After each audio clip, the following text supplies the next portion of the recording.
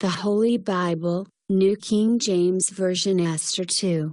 After these things, when the wrath of King Ahasuerus subsided, he remembered Vashti, what she had done, and what had been decreed against her.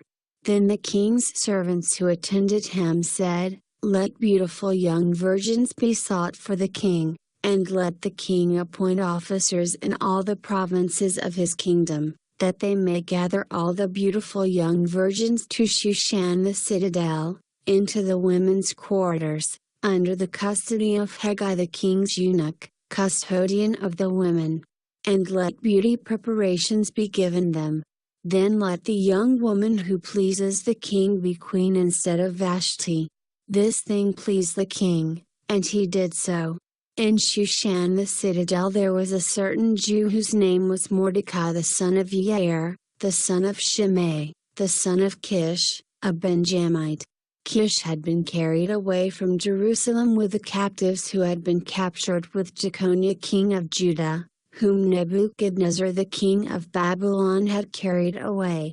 And Mordecai had brought up Hadassah, that is, Esther, his uncle's daughter, for she had neither father nor mother.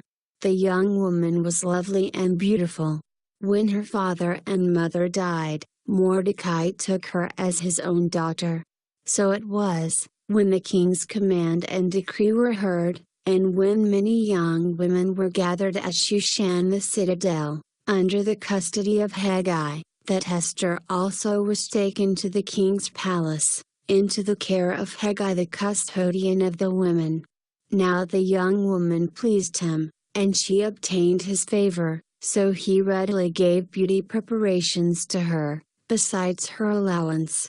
Then 7 choice maidservants were provided for her from the king's palace, and he moved her and her maidservants to the best place in the house of the women.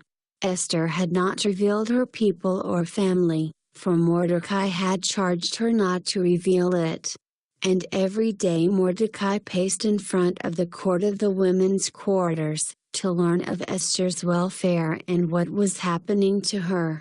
Each young woman's turn came to go into King Ahasuerus after she had completed 12 months' preparation, according to the regulations for the women, for thus were the days of their preparation apportioned, 6 months with oil of myrrh, and 6 months with perfumes and preparations for beautifying women.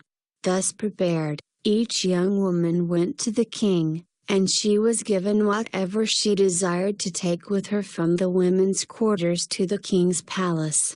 In the evening she went, and in the morning she returned to the second house of the women, to the custody of Shashgaz, the king's eunuch who kept the concubines.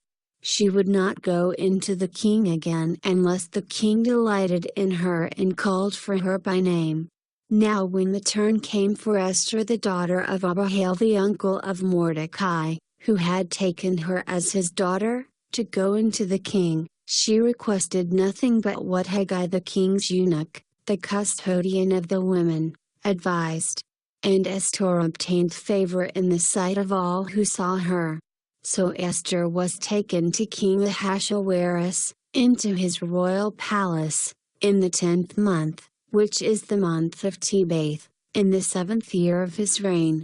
The king loved Esther more than all the other women, and she obtained grace and favor in his sight more than all the virgins. So he set the royal crown upon her head and made her queen instead of Vashti.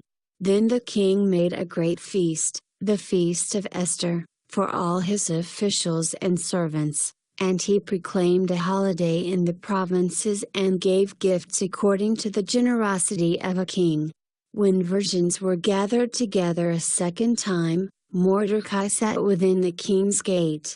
Now Esther had not revealed her family and her people, just as Mordecai had charged her, for Esther obeyed the command of Mordecai as when she was brought up by him.